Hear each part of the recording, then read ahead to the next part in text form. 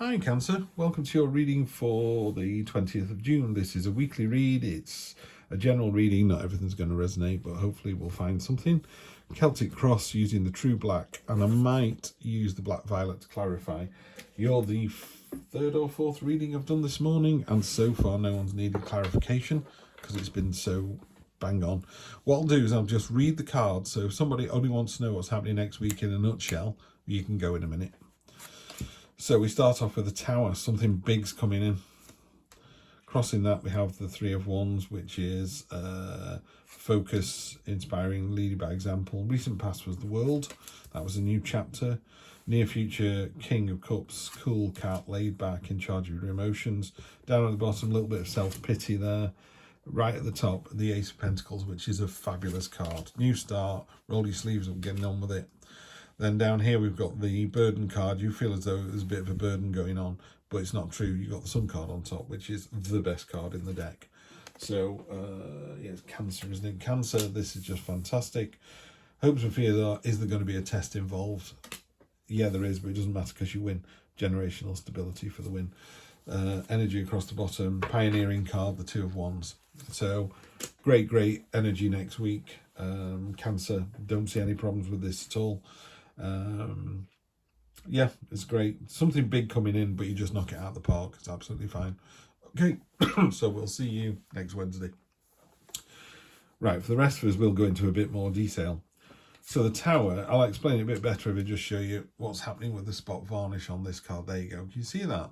There's a fox and there's some grapes. So basically, there's a famous fable that says there was a fox that saw the grapes and thought, oh, they're delicious, I'll have those. And try as he might, he couldn't get them. So then he convinced himself that the grapes were sour. So he doesn't want them anyway because they'd be disgusting. The grapes never changed. The grapes were always the grapes. They were always juicy and succulent. You just changed your opinion of them because you couldn't get them. So the Tower sometimes talks about a situation that doesn't suit you, so you change the story to go, I didn't want to go to that party anyway. I didn't want to go out with that fella anyway because, you know, he's a welder and a welder isn't, in inverted commas, good enough. You know, you apply something to give you the answer you want when actually it's not true. And you go, well, that's absolutely rubbish. There are welders in the world who are rich and lovely, and welders in the world who are poor and lovely, and there are welders in the world who are rich and horrible, and there's a whole mixture. You know, not every welder is the same. Every welder is a bloke, you know. So there's that. So the Tower card talks about, you know, in your quieter moments, kind of stripping it all down to bare bones. There will be things that come into our lives that kind of blindside us, and we have to learn to live with those. And there are things that just don't serve our purpose, and we need to just have the balls, to be honest, to just, you know, deal with it. The good news is, Cancer, you've got this card, which is the Three of Wands. This is sometimes the ships coming in. You know, there's a guy on a hill. He's planted two wands. He's got another in his hand, and he can see all the ships going out. And it's a very entrepreneurial card. Or it could be the ships are coming back in, you know, all your rewards are coming in. In this particular card, this is about focus and determination. You've decided that this is what you want and you're really going for it. Even though there's several others, that's the thing that you want. And the other people up here are so inspired by that, they're following your way of doing it. So lead by example, including with this as well. You know, if you get a Tower moment in your life, it's as much about how you deal with it. You know, pardon me. Say you had a house and it flooded and you hadn't got insurance to cover it, so you had to take out a bank loan and you had to pay £20,000 to have the bottom pumped out and cleaned and retanked and all the rest of it. And then you get flooded again. I would say, why didn't you get insurance? You know, you knew it was happening, it was going to happen again. Why didn't you do something about it? Always do what you've always done, always get what you always got. So if you live in a place where the houses get flooded every 1, 2, 3, 4 years, people forget after the first year, and then 3, 4 years down the line, they get flooded again and go, oh, I'd forgotten this is called Water Street. Yeah, it's called Water Street because it's right by the river and the river blows its banks, you know. Get the insurance, put the flood defences in place, you know, cover yourself off. The near past, you have the World, which is, so it could be early next week or it could have been the week that's just gone because I'm not sat in a room with a particular Cancerian. So this is a new chapter in your life. It's when the Fool reaches the World, he kind of levels up. So he meets the Fool and she's like, right, off you go. And you know, it's like, It's like leveling up in a game. Do you become Steve 2.0, or does you go back round and learn it all over again? You know, it's not a pass or a fail. It's just, I don't think you learned enough from this exercise. Let's go back around and try again. So that's what the world talks about, this idea of leveling up. Near future, King of Cups, love this energy. This is someone who is completely not in control of your emotions, completely at one with their emotions. They know when they're anxious, they know when they're frustrated, they know when they're scared, they know when they're worried, they know when they're happy, they know when they're ecstatic. It's that finite, that real subtle nuance. You know, sometimes people often lose the temper. It's about frustration. It's rarely about the thing itself. You know, if you pull out in front of someone and they beep their horn and you go, oh, so sorry, I didn't see you, they'll either beep their horn and carry on swearing and going, how dare you pull out in front of me, that was my own private road, or they'll just hold their hand up and go, yeah, I see what you did. You know, if I go, oh, sorry, wasn't lucky, at least we didn't have a crash, and they go, yeah, fair enough, we've all done it, you go off and have a happy day. If you carry on beeping and swearing and giving people the international symbol of freedom, you know, the finger salute, you just go off grumpy as well. So, you know, be in tune, be at one with your emotions. You know how you feel, right down to the real subtlety. And if you can fix it, fix it. And if you can't, learn to live with it. That's all that's about.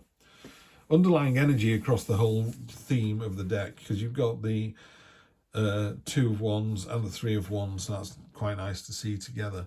The 2 of Wands, this is about this finite resource here. There's all these bees around this, but you've moved on. You've either moved to a higher state of consciousness, higher vibrational energy, or you just moved on to a new job or a new way of thinking, or could be a new partner, you know. And everyone's going, oh, this person was amazing. And you're like, no, it wasn't right. I had to move on. Pioneering spirit. You know, somebody took an axe and a flask of water and went off into the hills, you know, and built a log cabin, you know, and then eventually that became a city. You know, it's that kind of pioneering spirit. Be the first one there and enjoy. Down at the bottom here, kind of sitting at the bottom like an old, you know, miserable granddad, just going, I remember when it was all better. This is the 5 of Pentacles. It's a card of self-pity and misery and, you know, and despair, and sorrow. It's like, oh, can you just kick yourself up the bum? I can't do it for you. Tarot is very much about balance and about cycles. Yeah, you've had a bad couple of days, or, I don't know, you didn't get the plum job, or your mate's now going out with the bloke that you fancied. It doesn't matter. If in fact, that's a really good one. If your friend is going out with the bloke that you fancied, the universe is going, that person wasn't for you anyway. Quite clearly not. It's moving on. It's not that at all. Same with the job. You know, if you go for an interview and you don't get the job, I would always say, why didn't you get the job? I interviewed someone the other day. We had 4 people for a role, and we could only take 2. But the person who's in third, I've reached out to them, gone, it was literally a hair's breadth between second and third, you know. So if in the future, if the company grows the way we want it to grow, maybe we'll take this person on, you know. So I just wanted them to know that they'd done a great job. They could not have done any more than they did.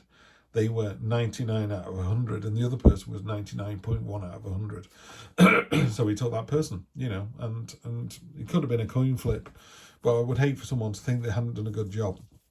So yeah, this card's about that. It's about, oh, woe is me, I didn't get that job. Well, find out why you didn't. Why didn't you get that partner?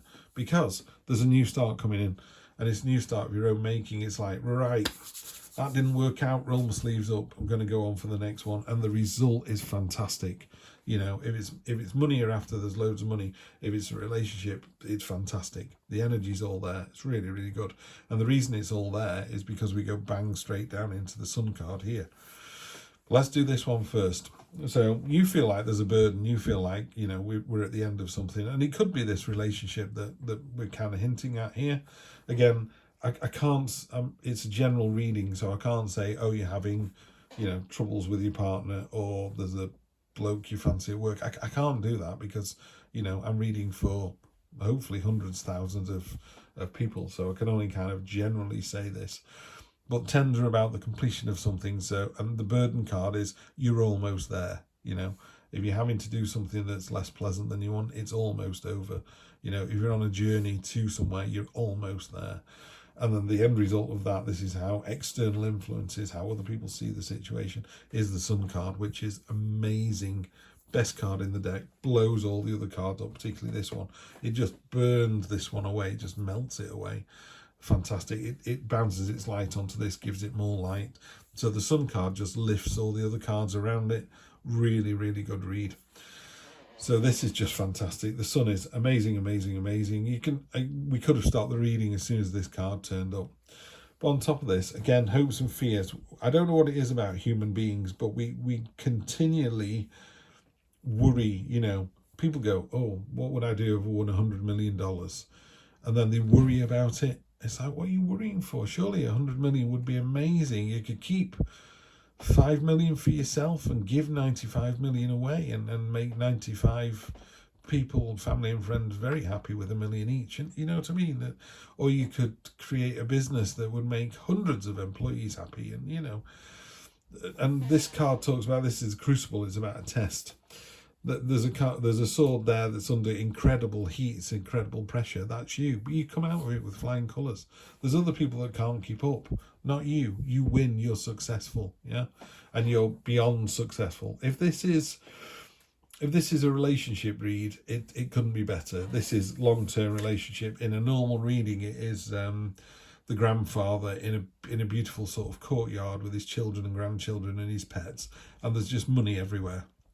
And it talks about generational stability. Excuse me, I'm just going to do the classic Stevie coffee. It talks about generational stability, and that's not necessarily money. That is, if you've got happy, healthy, contented parents, they don't have to be living together, by the way. They could have separated. So you've got a stepmom and a stepdad. But now that they're with their step partners, everyone's very happy. So you should be going, well, I've got, 4 parents. I've got my mum and my stepmom, and my stepmom's really good at this, mum's really good at this. Generational stability is about knowing that people are there for you, that care for you, that look after you. It also talks about if you're, you could be the person that starts that generational stability. I like to think that of myself. I'm kind of the black sheep of the family. I don't have anything to do with my family anymore. I took a conscious decision to walk away from things that didn't serve me, and that included those. So my family starts, my wife and my 2 sons. So we are the generational stability.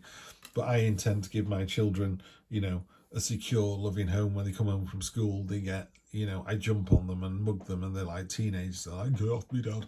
But that's what I do, and that's what you're going to do with this energy here. You're not going to jump on my children, that would be crazy. But it talks about how can I put this? So next week you're in a really great place. Don't be blindsided by anything. It's there for a reason. The sun is going to blow everything up. It's just going to be absolutely fantastic. Yeah, you're worried that there might be some trial involved, but if there is a trial involved, not every relationship goes swimmingly. Maybe you've got a new partner and you just had a big row. That's fine. You have a row, you work it out, you roll your sleeves up, you have a great day. You got the world, the sun, the Ace of Pentacles, and the 10. You've got 2 10s here as well. And the 10s talk about completion. It's about the end of phase 1. So if you're in a relationship, it's about, we've got over the honeymoon period, where we're, doing naughty things every opportunity we get. Now we're in a situation where we're thinking about, do we move in together? Do we have joint finances, or, they live 2 hours away. Do we think about both of us moving an hour closer, or do we, one of us take the choice, or do we just talk about that because we know it's two years away yet and it's too soon? But it's talking about where you want to be. Yeah, the universe. If you tell the universe that you want to be happily married, it'll sort it out for you. But you need to behave like you're happily married. You need to go out and you need to meet people and you need to be nice to people. Yeah, you do that. You write your own story. Yeah, you write your own story, and the universe signs the check. Couldn't make it any clearer, although I could, I suppose. Anyway, I will see you next Wednesday. Take care.